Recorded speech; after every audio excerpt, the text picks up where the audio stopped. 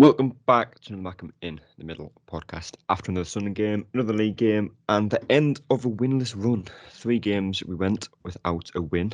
Of course, that was Accrington, and off the top of my head, I can't even remember the last 2 games. Wycombe and Lincoln. Yeah, them 2. How could I forget Lincoln, Chris Maguire hat-trick? But Portsmouth at home yesterday on what looked like a farm, which we'll get into as well. But 1-0 win, Elliot Embleton scoring the goal, takes us joint top of the table with Wigan, who have 4 games in hand on us, which again is another talking point we will discuss. But Michael and John are with me to talk about the game. And John, just good to get a win again after, like I say, 3 games without one, and a little bit of concern as to how long that run would have lasted. Yeah, we seem to be able to bounce back, and I think Johnson says that, that sometimes we do have poor results and we will have poor results, but it's how you bounce back. And I think yesterday was maybe an anomaly in the sense that it was obviously good to bounce back, but it was good to bounce back against a team like Portsmouth, who, all the supposed rivalry, and we've played them sort of 5,000 times since we've been here, and what happened down there, and then there's supposed sort of like bogey team maybe. So it was nice to put that to the sword. And it can only that performance. There's a lot of factors in that performance which we'll touch on, but I think that's a definite sort of stepping stone. In the weeks that are coming, that result, on its own. A lot of teams sort of struggle against Portsmouth. I think they're unbeaten in a while or something like that, and they always seem to be our bogey team. So to put that one to bed, in a clean sheet, because we've been conceding stupid goals. I thought Hoffman wasn't really tested yesterday, and it was just a really good. The performance makes a difference as well. Obviously we were saying we just want to win, we don't care. But I'd say we did have, especially the second half for me, where I thought we controlled it a lot. It's nice to have that sort of back on board. But now, the challenge is to build on that. Yeah. That Portsmouth unbeaten streak you're talking about lasted 7 days because they got beat 2-1 off 2-1 off MK Dons last weekend. But I think it was. I think they were on a. Yeah, I think they were on a. I remember I was watching Danny Cowley's interview after the game, and I think at some point they were on a 10-game unbeaten streak prior to the last defeat, possibly. I could be wrong on that as well. But there was definitely a long streak that went on without a defeat. Well, they drew 0-0 at Wimbledon in midweek, so there you go. There's a 1-game unbeaten streak. Oh, they have a midweek game, did they? I automatically looked back to Saturday, so there we go. 1 game unbeaten. In my world, Sunderland is the only team that exists, so I don't do any other research. Absolutely. And we'll get into the game, Michael, but there's one thing we'll talk about before we even do that. Obviously, there's been a lot of talk about it on Twitter, and you know where I'll be going with this, but with that talk, there was a lot of pressure on Johnson to get a result against Portsmouth, really. Do I agree that was the way it was? Probably not, but that's, how it was. Obviously, Jermaine Defoe, talk about him signing. A piece came out saying that Johnson was very reluctant to sign him. He wasn't sure if he was fit enough, didn't know how often he'd play. And I think on that particular tweet that came out, there was about 300 quote tweets. And I'd like to say at least 210 of them were calling for Johnson to go based off rumours that we might not be signing Defoe. There was never anything to say we weren't going to be signing him. It was just a case of nothing had really changed. But with that in mind, obviously a little bit more has come out after the game from yesterday, which, like I said, we'll get onto very shortly. But at the time, we didn't know that information was going to come out. It was quite important for Johnson to get the win, just to kind of. I want to say keep them on his side, but over a transfer, it shouldn't even be like that. But that's how it was.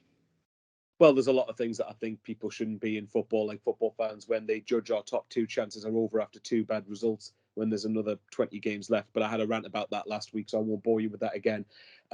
Whereas the Jermaine Defoe thing, I mean, I think I agree with you. The fact of the matter is, look, I'm Lee Johnson in. I'm making that crystal clear. I never want, even during the bad streak, I couldn't say I was fully on the Johnson out brigade because I never got over that point.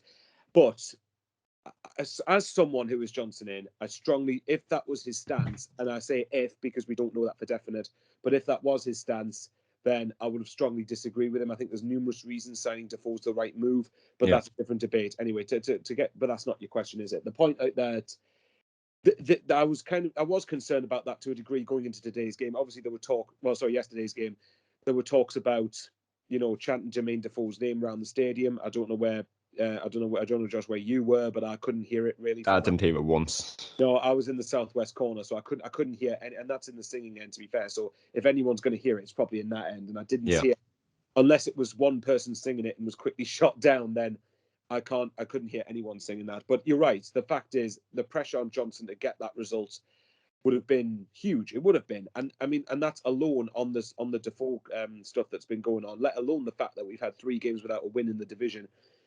Which really is, for Sunderland as a club, we should never be going through 3 games without a win in League One, if we're being blunt. But it was important to get the win. I know that John was saying the performance, and obviously I do agree, down the line, performances do matter. But I think for yesterday, given that we hadn't won 3 games in a row in the league, I think yesterday was just result over performance, because confidence comes back, and then you'll start getting better performances, hopefully, in games coming up. So, yes, it was massive yesterday. I disagree. Obviously, the bit that's come out about the Defoe thing, I maintain that I think while he's available, and I can't imagine why he wouldn't be having the appeal to come back, get him at all costs for me, as long as the deal financially is right. Obviously, with the fitness thing, I know I'm going off on a tangent, but still I need to get this out. But with Defoe, if he's concerned about Defoe's lack of match fitness, if that was a concern, I do wonder why, if that's the case, why you're signing Patrick Roberts when he hasn't played. He hasn't played much this season, yet we had no qualms signing him. I know he's a lot younger, but still, I don't know. But anyway, no, I agree with you. We should not be calling for Johnson's head based on the fact that he might not want to sign a 39-year-old, even though that 39-year-old is easily going to be one of the best options we can have. So for him, relief to get the win yesterday. And to be fair, when managers do, when he does that fist rolling thing or the arm rolling, and then he fist pumps the fans. Obviously, it got a big way at the end. So it clearly shows that social media isn't necessarily reflective of the whole fan base, and a lot of people on the ground at least seem to still be on Johnson's side. But the win definitely helps. Yeah. And obviously, John, we all want Defoe to come back. I think 99% of fans would say it makes sense. There's nothing to lose from Sunderland's point of view. I can't imagine he's going to come here saying, I want 40, 50, 60 grand a week. He's going to be on low wage. He's going to be signing for a League One club, it looks like. And I'd imagine that, if Defoe came back, you'd be adding a minimum of 5,000 fans onto their home attendances, which in itself would probably pay his wages. You're getting a 39-year-old, granted, that seems quite old in football, but you've got Akinfenwa at Wickham, who, he's playing, not necessarily starting games, but he's coming off the bench every single week, and I think he scored as well. Where's Houlihan as well, yeah. And I think Akinfenwa even scored for Wickham yesterday, albeit they did actually end up losing that game. But like I said, everyone wants Defoe to sign, but it just seemed a bit of an overreaction based off rumours that we might not sign him, which was always the case when, you've linked with a player, to start calling for a manager's head.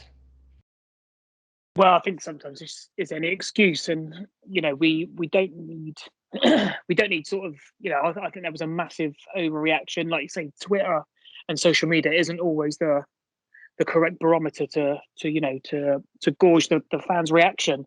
It was a bit of like almost a sensational way of putting out what came out in that report. But it's easy to go.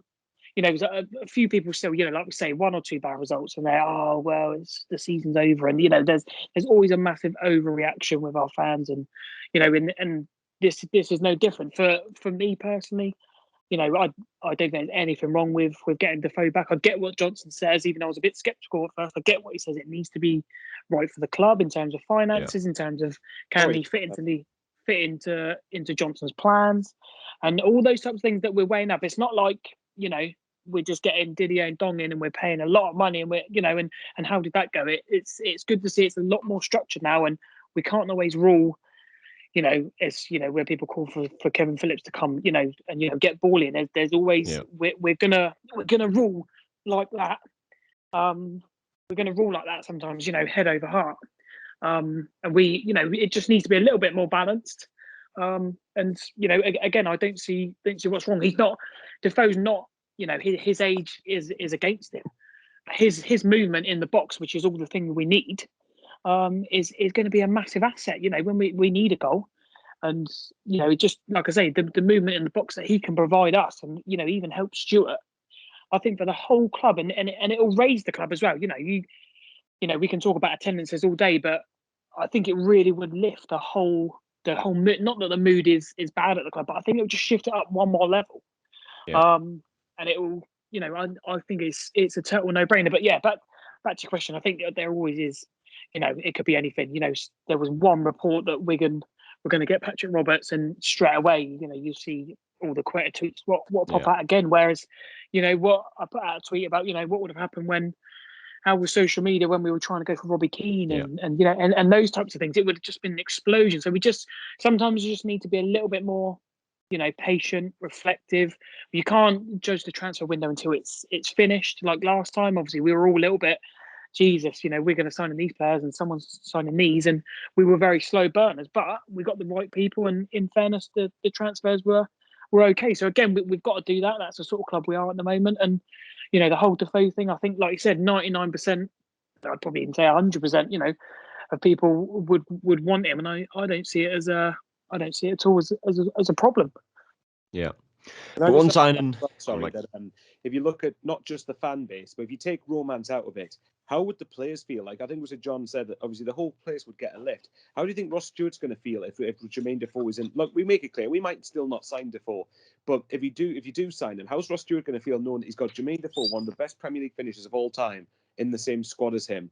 And I don't think we're expecting, if Defoe did sign, I don't think we'd be expecting to play him every single week, and it wouldn't be fair on Stewart to be dropped for Jermaine Defoe when Stewart's all-round game is just great.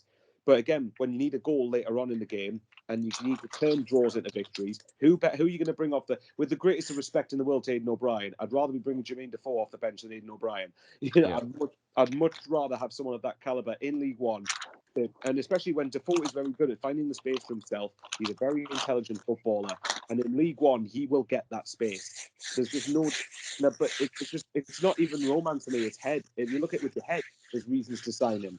If you look at the players, the lift that they would get, and as you said yourself, I know Johnson doesn't like to look at commercial reasons, but the money that they would get, just from shirt sales, ticket sales, and getting to fullback, even for 6 months, would pay for his win. Sorry, I'll stop interrupting. Yeah. Do you know? I'll touch literally. I'll just touch on that as well, quick. You think what he could do to Stewart's game if Defoe's in training and he says, "Look, this is where you should run." Defoe's movement is probably one of the best English strikers, that we've probably ever seen. I think people underestimate how fit he'll actually be as well. Yeah. Yeah, there's a reason he's got to 39, isn't there? There's a reason he's got to 39 and still playing. Sorry, John. There's a reason he's got to 39 and still playing because he keeps himself in great condition. Yeah. Yeah, of course. And like you say, if he's working alongside Ross Stewart in training, Defoe will be able to tell Ross Stewart, where to be better than, probably I'd say our coaching staff. He's been there, he's done it. It's almost like a striker and a striker coach, and that can only help, because Ross Stewart's movement is fantastic anyway. You add to that 6 months of him working with Defoe, and I think that's a massive.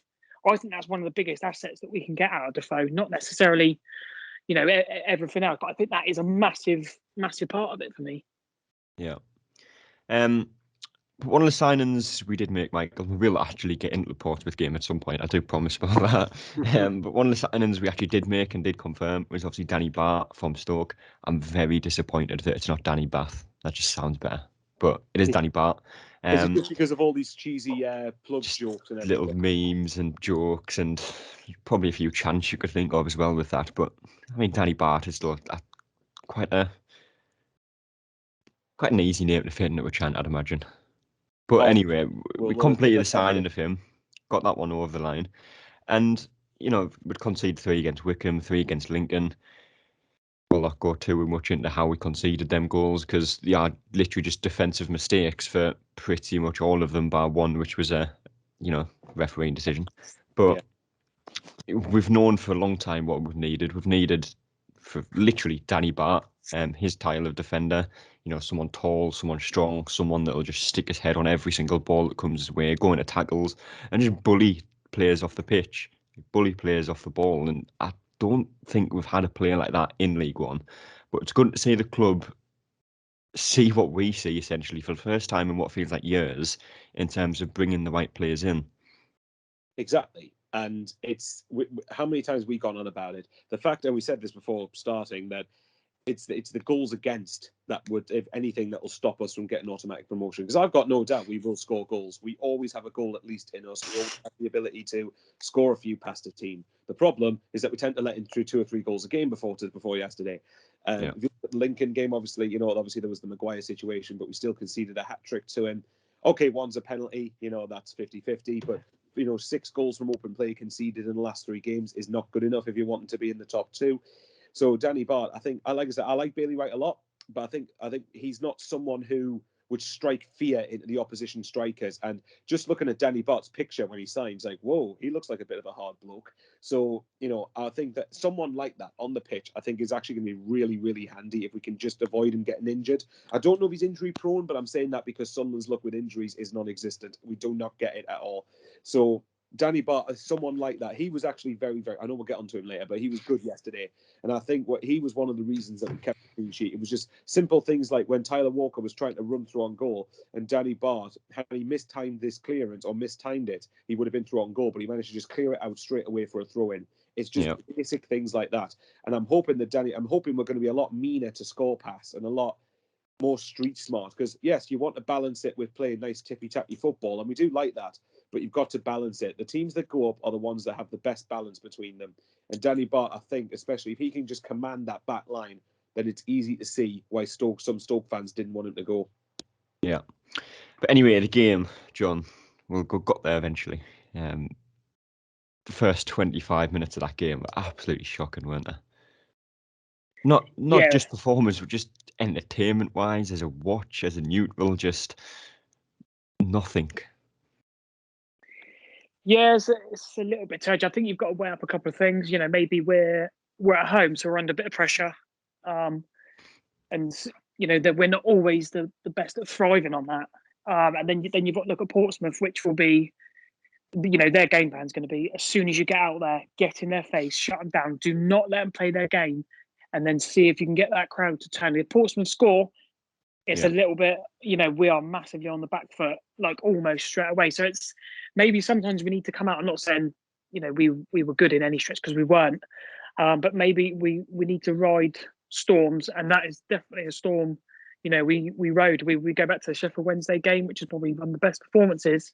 First 10 minutes, it was the same. They were in our face, wouldn't let us play, and we need to be able to dig in games, and I think that's what we're seeing now. Because when we're not going to be a 90-minute team that is going to play football, we're just not like that. I don't think we're not built like that. I think we're very much, with the the new centre back Danny Bapp coming in.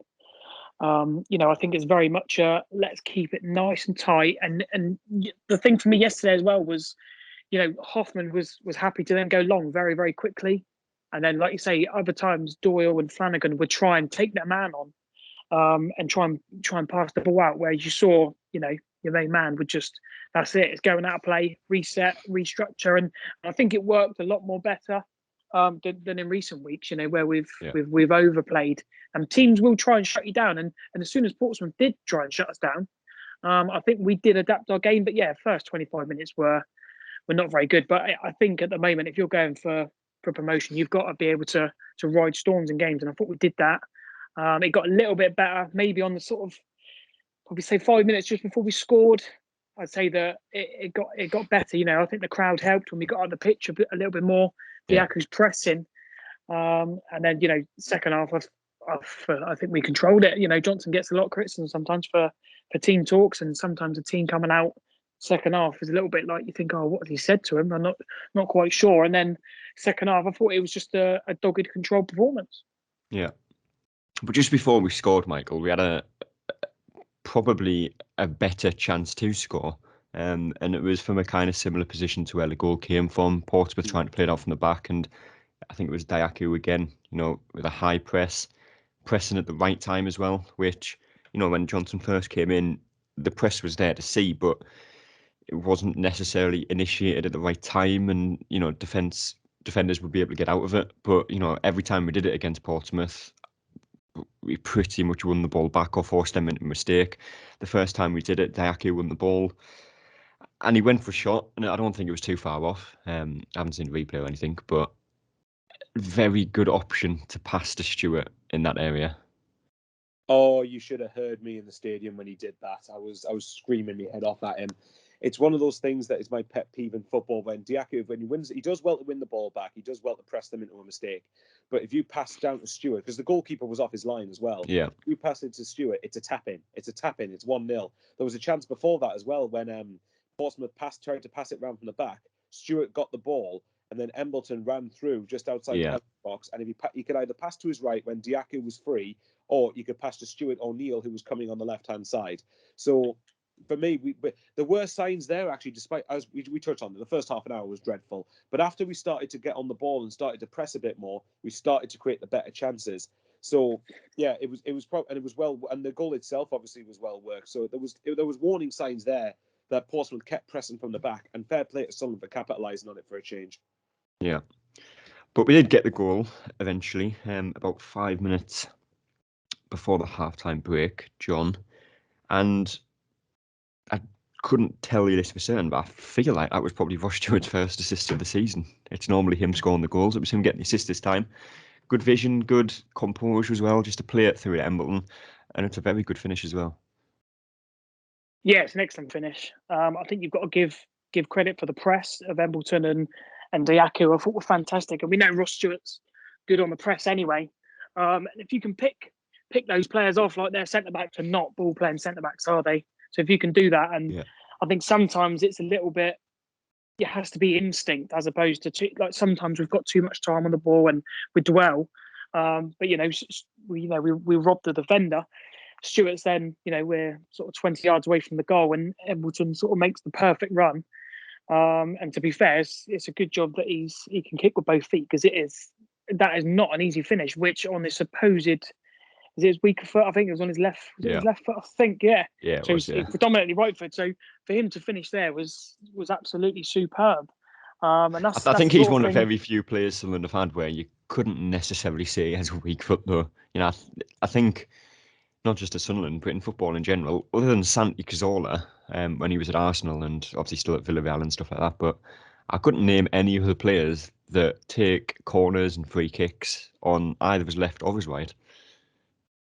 No, exactly. And, we know there's a player there, and we definitely need him to step up. You're missing sort of the players like, your leaders of the team yesterday in Winchester and Bailey Wright, and obviously Pritchard's a massive miss. And if those players are missing, then the ones who are in, like the likes of Embleton and Diaku, are going to have to step up. And to be fair, they're probably not as, I'd say, polished as the ones that we're missing. But for them to step up and do the business, I think maybe if the others are playing, sort of Winchester, even Wright, and some of the others, then I think we're a little bit more in control. So fair play to them, and for taking their chance. But like we said, we know there's players in there, and that's an excellent goal, and it's almost like a counter-attacking goal, which is what we go back to earlier. We're very much a counter-attacking team, and I think that's with the signing of Patrick Roberts and potentially getting Defoe in, I think we're maybe just one sort of Danny Bart sort of type midfielder away from really having a proper solid squad there. Yeah. But obviously Sunderland weren't great in the first half, Mike. I don't think anyone would probably tell you that, but obviously we've scored a lot of early goals this season, opening 15, and I think in the last 15 as well of the game we've scored quite a few, and probably the most in the league. But that's probably the best time to score a goal when you're not particularly performing well, because you don't really have to hold on to it much before half time. You get back into changing rooms and you talk about what went wrong, and you change your game to fix that. It was a very good time to score, and probably the most effective time as well. And it was the most settling time to score, because I think tensions were starting to run a bit high at that point with the way that the first half an hour had gone. But I think the crowd did obviously get on the side of the players more when obviously the players gave us something to shout about, and they actually started to create chances. But as you said, 5 minutes before half time, get in front, see the first half out. And I think, and in a lot of ways, that would have probably calmed the players down and calmed Lee Johnson down and just allowed us to control the second half a lot more, because obviously the first half an hour we were under the cosh a lot, and as we know too often, when a team scores and we can't break them down, it's frustrating. So as always, the first goal was always massive, and once we got it, I think it just calmed and settled everybody's nerves, which was so needed. Yeah.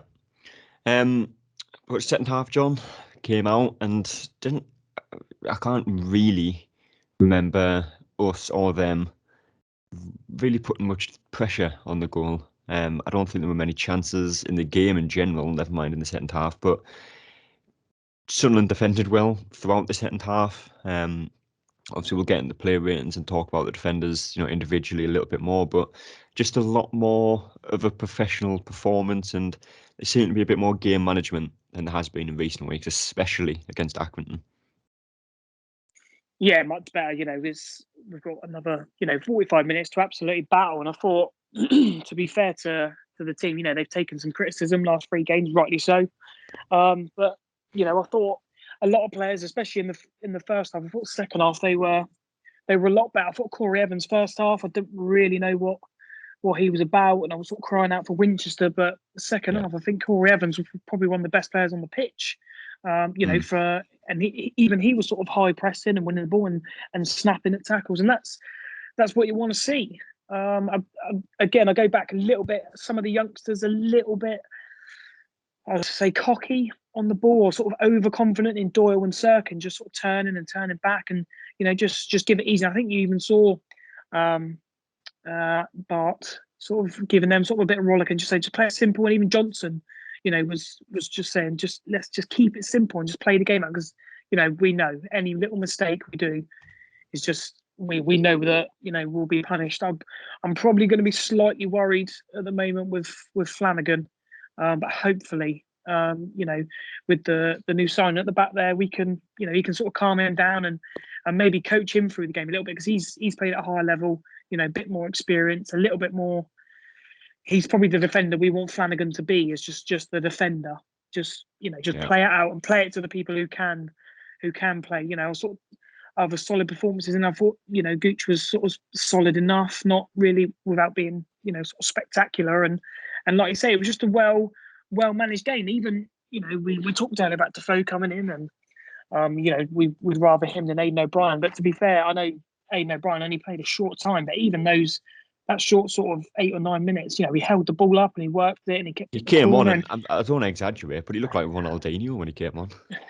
Yes, he looked sharp. His touch was sharp. He's obviously playing for a move, because he, with Defoe coming, he's if he does come and we're in the market for a striker anyway, he's not really going to get in. He's not really going to play wide, because we've got much better options in Roberts and Deaku and McGeady on the way back. So he's put himself in the shop window, which is why I think he did so well. But to be fair, he did really well. That's what you want from substitutes. When we played Wickham, obviously the bench just was it's full of kids, and the last couple of weeks it's been full of kids. And those players like Diamond and Hawks are not going to come on and have that experience to wind down the clock and get in the way and hold the ball up and be strong and hold it in the ground.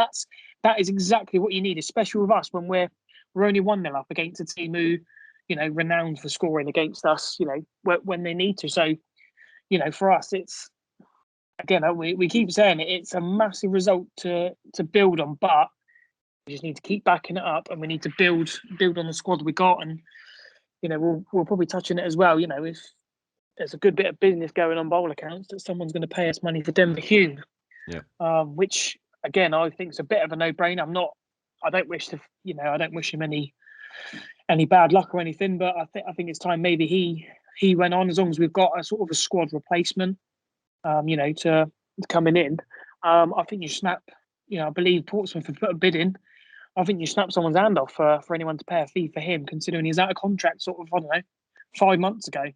Yeah. So yeah, if we can wheel and deal, it's I think it's the last week of the transfer window, or sort of coming up to it. So I think we are going to see the ball start to roll, but it's a case of your Aidan O'Brien going, Hume going, and getting those sorts of things done. Yeah, and obviously there has been talk about O'Brien going, Michael, but it's not necessarily what I'm going to be doing very often, but obviously Joe Linton at Newcastle, for example, never really offered anything up front. He'd been moved into a different position that suited work rate, and he's doing okay there. But O'Brien, you've never questioned his commitment to the cause and his work rate when he comes on the pitch. There's, as with any player, regardless who we sign, we could sign Messi and you'd have some fans questioning his ability on one day. But O'Brien's not the most technical footballer, but he can still have a role to play in the squad, whether it's starting some games, coming off the bench, coming on up front, adding another body up front, or potentially. I think a few times this season he's came on in a midfield role as well, and just kind of helped press, help control the ball, play simple passes. There's still a lot that he could offer to the team that, if we were to lose him, would perhaps go unnoticed a little bit. Yeah, I mean, obviously, look, Aidan O'Brien, as everyone knows, technically I don't particularly rate as a footballer, but he has deficiencies, but his work ethic and endeavour is certainly not one of them. And I think that was on display yesterday more than any other, because I noticed the amount of times he just did the ugly stuff, got stuck in. And to be fair, I do think that is a quality that is actually underappreciated in footballers. Luke O'Nine's a typical example of that, where I think there was a different podcast where we had a whole 10-minute segment talking about that. Yeah. Whereas O'Brien, I think that I wouldn't be shocked if he left. It depends. If we could get an offer where, I know I think he's out of contract in the summer, so I doubt he'd get much in the way of a transfer fee, but I don't know. It depends how much he wants to play first team football. If he has a role to play in a squad role, then I think he could certainly have some sort of use. Obviously the whole Denver Hume thing, and everyone knows I didn't mind Denver Hume as a player, but I think when you look at the contract situation, we could have lost him for free and we ended up getting a bit of money from him. I've heard on other podcasts that the fee reportedly could be 200,000, maybe with add-ons. So I think if you get something like that, it's good enough. As for O'Brien, yeah, I do get what you mean. I think if you kept him and he adds a bit of a squad role, then fair enough. Obviously, that's one of the reasons why I think if, say, we did get Defoe or another striker, I couldn't see us getting another one, because we may class O'Brien as a third choice striker. So, yeah, if he stays, hopefully he helps contribute for the rest of the season. But if he goes when we bless him, because at least he has put a shift in, whereas a lot of players over the years haven't. Yeah. But player ratings, we'll get into them now, as we do. John, start with you. Hoffman. Generally can't remember him having a mate save. Certainly not one of note, so 6. Yeah, same gone for 6. I thought he was quite calming, to be fair. I think there was one little moment with Danny Bart. Yeah. When they come out, a little bit of miscommunication, but to be fair, they dealt with it. So I'm sure that's one thing they can do. So yeah, if we're talking about a keeper having an easy day, I'm quite happy with that. Yeah. And Michael? 6 as well. Apart from that one moment in the first half when he tried to roll the ball out in Portsmouth, Marcus Harness, thankfully shot away over the bar. Yeah. Otherwise, didn't do anything wrong. Commanded his area well, came out for the ball, just did a lot of the shithouse stuff that we've needed goalkeepers to do, which everyone does against us. So yes, 6. Yeah. And Lyndon Gooch, Michael, again. Obviously wing back, and I still don't really know why Hume isn't getting any game time. Like I said to John, I think on the last podcast or one of the podcasts we did, he signed banging form, probably the form of his career. Granted, he's still quite a young player. And then he's came here and not getting game time in a position that we don't have a player to play that role particularly effectively. But Gooch was there yesterday, and in fairness to him, didn't have a bad game at all. Put some good balls into the box when he was getting forward. Still defensively, he gets caught out a lot. And I think he was on the same side as Flanagan, who we'll get onto as well. And I think Portsmouth did try to target a side more often than not. But steady performance from Gooch, I'd say. So like Hoffman, I'd probably go with 6. Yeah, I would agree. I think there were times when he tried to take his man on from wing back as well, he actually beat him and didn't try to skin him and didn't try to skin people every time.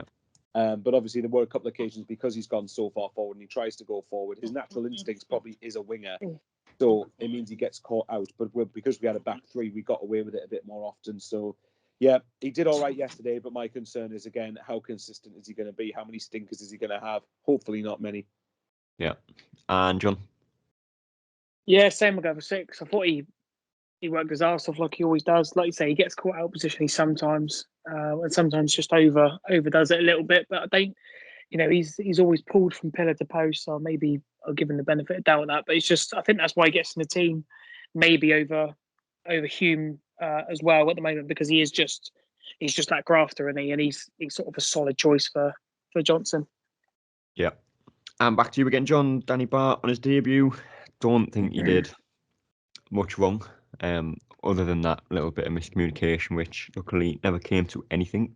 There was 2 different stats I found for how many headers and that he won, but the moral of the story was he won pretty much every kind of aerial duel that he had, most ground duels that he had, put some very good tackles in, good strong tackles in, and cleared the ball, which has been a change from recent weeks.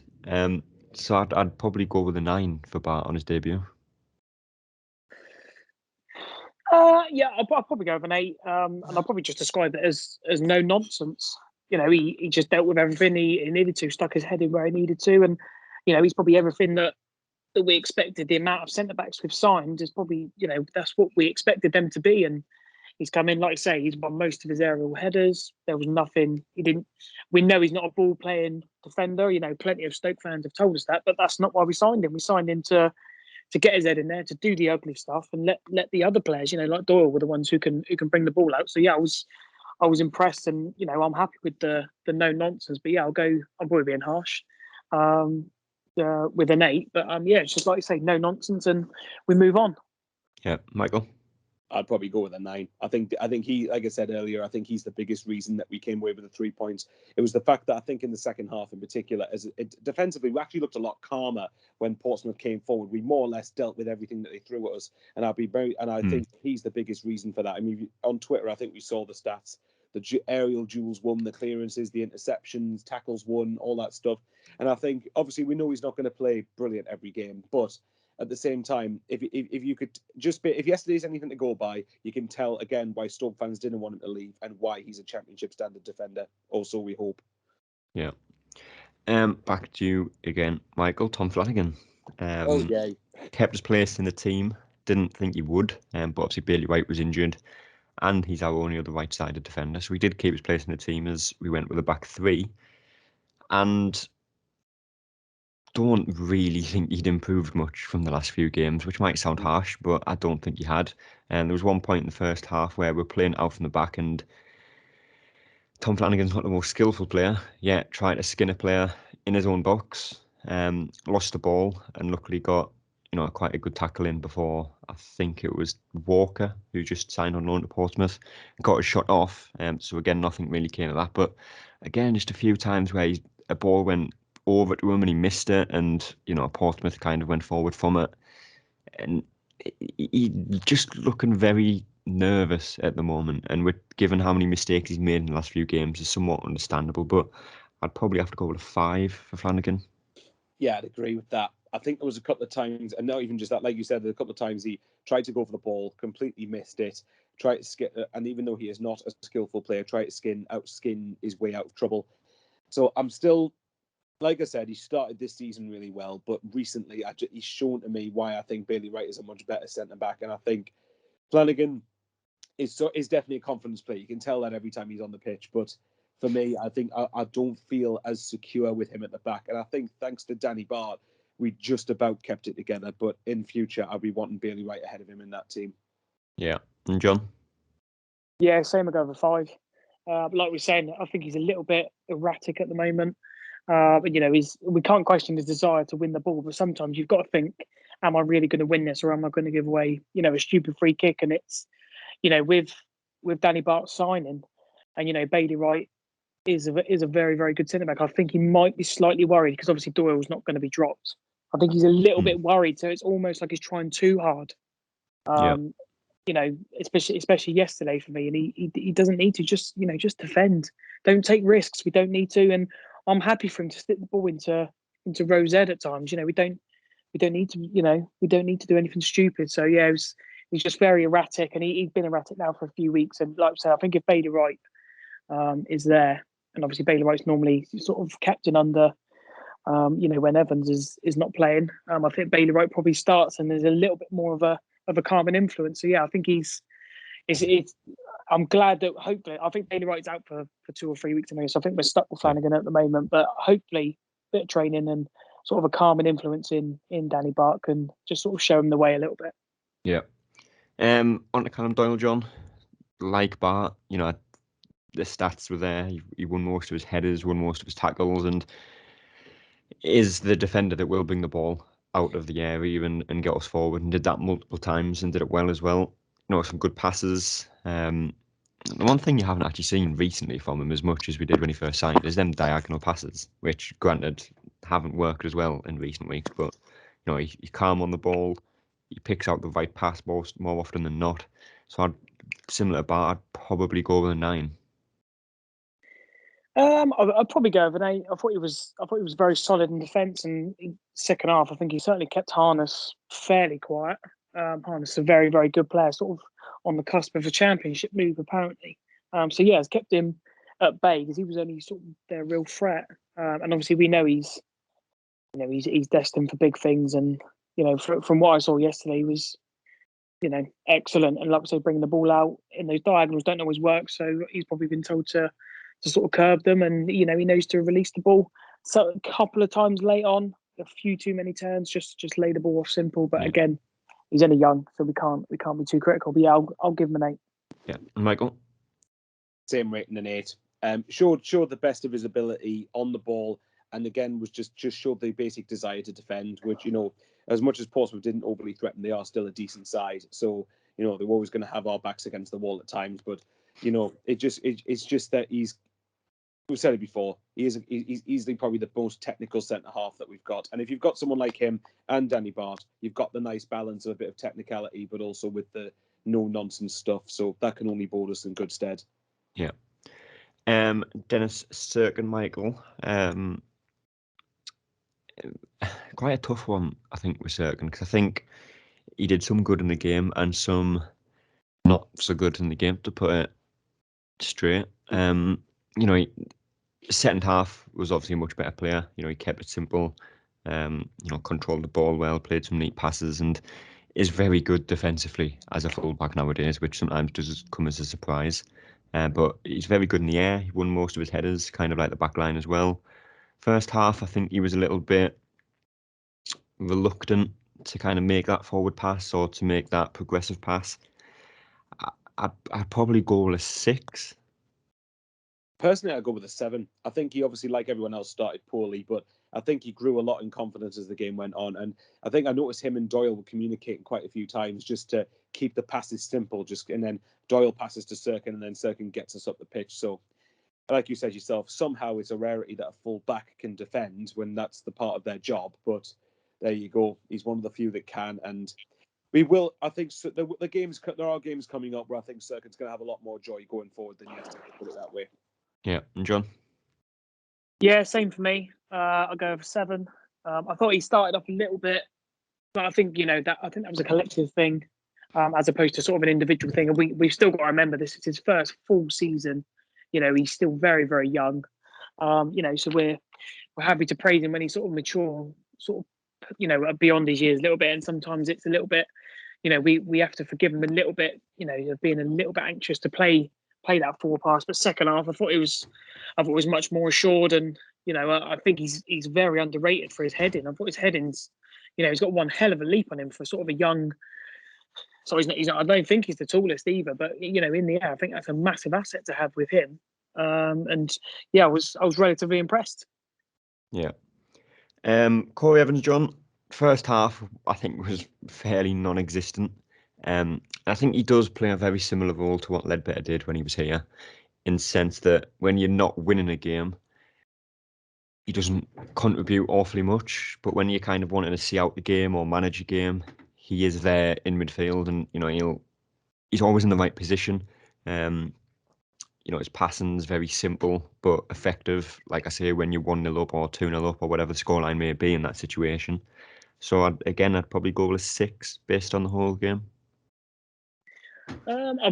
I've been probably a bit critical of him. I'm not always his biggest fan. I said before the game I prefer Winchester, but to be fair, I think second half I think he's one of the best players on the pitch, especially for the high press. Normally, we see him sort of just sat in front of the back four and just sort of ticking over. But I'm probably going to give it for the second half. I thought he was quality. The amount of times I saw him pressing and stopping their counter attacks before they'd even got going, I think that helped us massively. And when Winchester come on and we had that high press, I think that Portsmouth then really got out at all. And I think that was a massive part. So yeah, I was really impressed. I'm happy to bash him when he's not the greatest, but yeah, yesterday I thought it was a massive part. It's a lot of the dirty work, and the dirty work doesn't always get the high praise. So yeah, I was relatively impressed for sort of 55 minutes yesterday.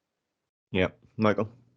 Same for me as well. I would still probably would go with a 6, but like you said, Evans is just that sort of he's a sort of player that does a lot of the dogged stuff, like what we said 09 does as well. And like John said, it's amazing to me how that doesn't get recognised, because as we've touched on, the best teams have the best balance, and you need players like that in your side.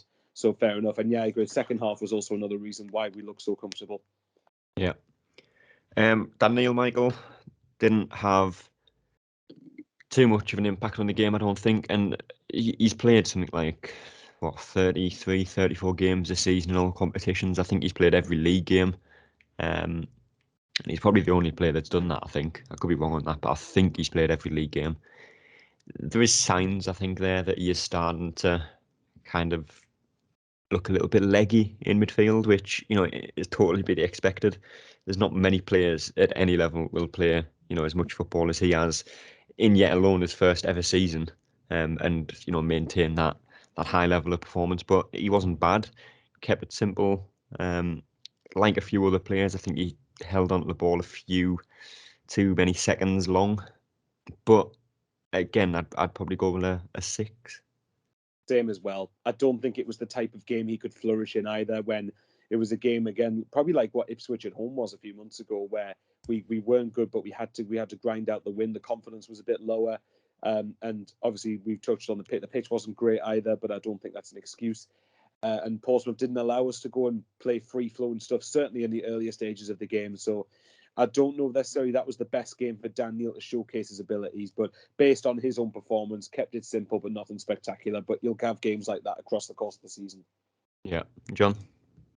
Yeah, same. I've gone with 6. I think the game bypasses him a little bit at the moment with, because we're not playing the fluid football. If they're, I think they crowded the midfield, which doesn't give him a lot of room to work. And not on the times he did get on the ball, I thought he was fairly decent, to be fair. And it's his first full season. He's going to feel it a little bit. You would think coming up that maybe we'd have, if Winchester was on the bench and not really needed yesterday, apart from the last 15, you'd maybe think there's cause to, depending on who we play, is to give Dan Neil the rest, and put Winchester in there. And I don't really see that as a big issue, really. So, but yeah, no, I don't think there's anything to worry about with him, but it's just another one of those, isn't it? So yeah, 6 for me. Yeah. Embleton got a goal, John. Very good finish. Probably could have had an assist as well.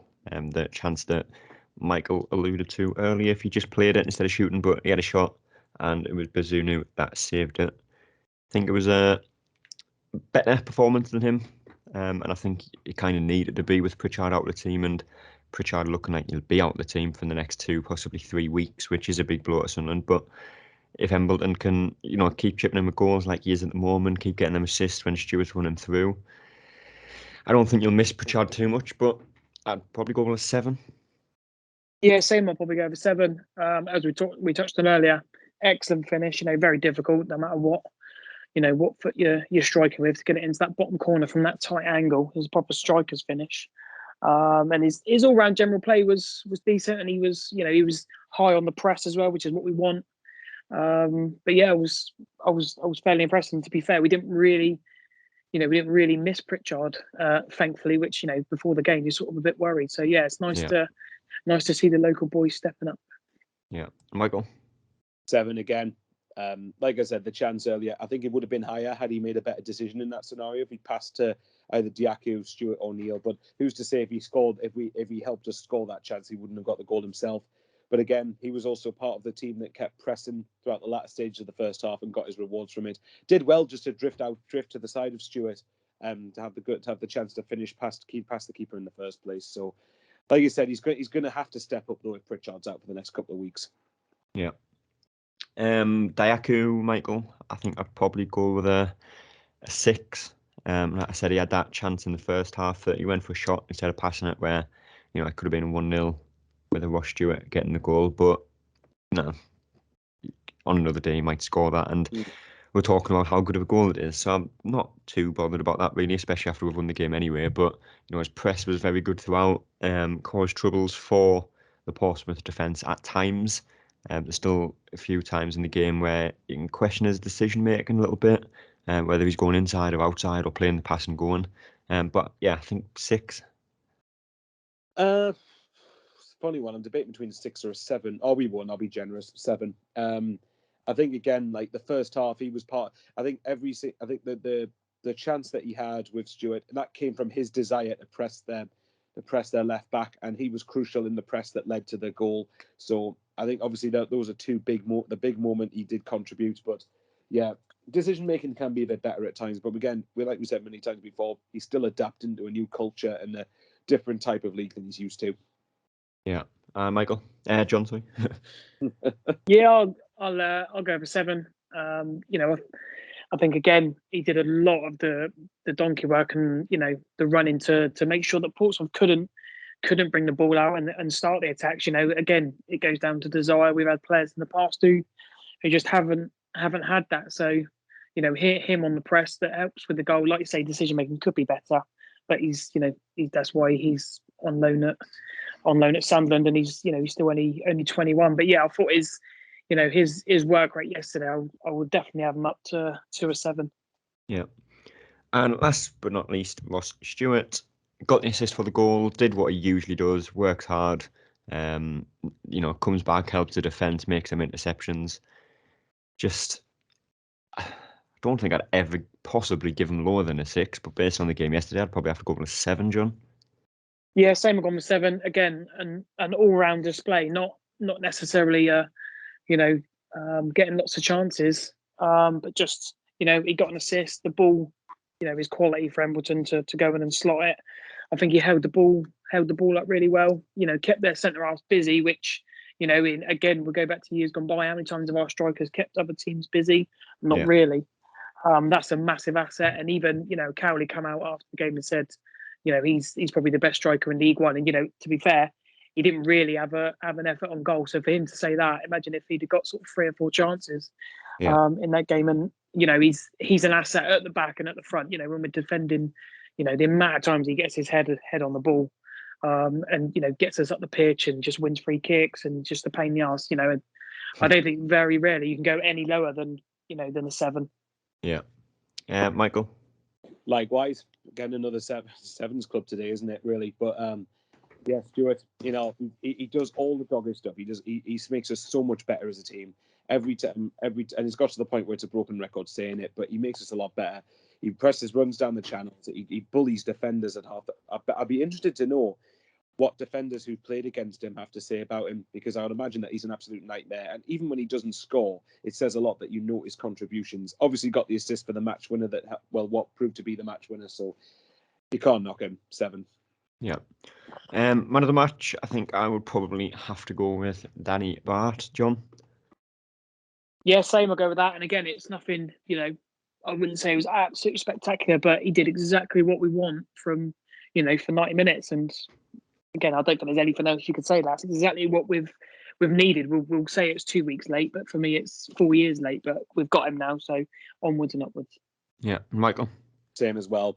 Got one of the best things in football, clean sheets, and the more we do that, the better chance we have of going up. And he had such a calming influence at the back, and is a big reason why we didn't concede. Yeah. Hopefully he does the same against Bolton next week, which I am going to, which is probably an omen for Sunderland, because my luck and Sunderland away games since we've been in League One is pretty shocking. Not trying reverse psychology there. Yeah, I'd love to see another Crew-style game, nice, easy 4-0 win. They've come into form recently, to be fair, so it's going to be a tougher game than it probably would have been. It will be, yeah. And I think they did lose their striker as well, didn't they? They lost Dion Doyle, but they signed Dion Charles from Accrington, so that's going to be... it's not going to be an easy game, but it's one that if you want to get in the top 2, we need to be targeting a win. Our away form is the one thing that really has to improve. Yeah, it does. But despite that omen, I am confident of a 3-1 win for Sunderland. John, predictions? I'll take a dogged 2. I'm going to say 2-0 now because we've got Danny Bart, and it's clean sheets all the Never way for me. concede again. And it's going to be a dogged one, but we'll happily take that. Patrick Roberts to come on and get the second after Ross Stewart opens it in the first 5. Yeah, Michael. Yeah, go on. I'll go for the same scoreline as John, 2-0. I think if we get the players that, with Patrick Roberts coming into it, if Danny Bart can have another calming influence again, then I think there's no reason we can't win. Bolton do score quite a few, but if we can keep them quiet and keep a clean sheet, then we should win, because Bolton, I don't think, are the best team defensively. Yeah. But anyway, that is us for today. Appreciate you both coming on talking about Sunderland once again. Thanks as ever. Thanks for having me. We will be talking again about the Bolton game, which will be out on Sunday next week. Hopefully another win. Hopefully the second win in a row, isn't it? It would be second. Yeah. Well, hopefully, I've been to Bolton twice and I haven't seen us win yet. So there's a start for you. Yeah. I was at the last Bolton game, I think. I can't remember what the score was. I think, was it Parkinson was manager? Maybe not the next. Maybe not the last one, but was 1-1 late penalty, wasn't it? Yeah, that will be it. Yeah. So there's another away game to add to the list of ones that I've not seen us winning. Hopefully, like I say, it's not an omen, and it hopefully does change fortune on Saturday. But anyway, we will be back to talk about that game next weekend. But until then, we will see you later. That's all, folks.